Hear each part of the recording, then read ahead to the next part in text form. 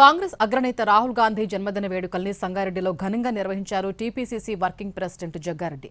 ఈ సందర్భంగా 350 మంది చిన్నారులకు సైకిళ్లు పంపిణీ చేశారు. రాహుల్ గాంధీ దేశ ప్రధాని కావాల్సిన అవసరం ఎంతైనా ఉందంటూ ఆయనపై ప్రశంసల జల్లు కురిపించారు.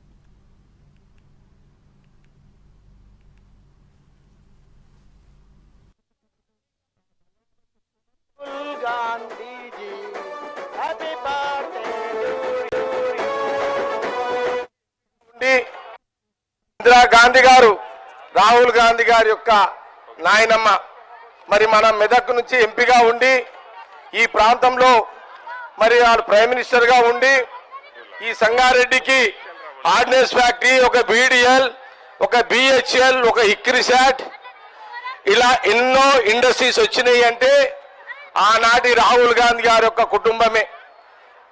ఆనాటి కుటుంబమే ఈ మెదక్ జిల్లాలో కాదు దేశంలో కానీ అనేక అభివృద్ధి కార్యక్రమాలు చేయడం జరిగింది. అందుకే ఈ దేశానికి మళ్ళీ ఇందిరమ్మ రాజ్యం రావాలన్నా, ఇందిరమ్మ పాలన కావాలన్నా కాంగ్రెస్ పార్టీ అధికారంలో రావాలి. ఈ దేశంలో రాహుల్ గాంధీ గారు ప్రధానమంత్రి కావాలి.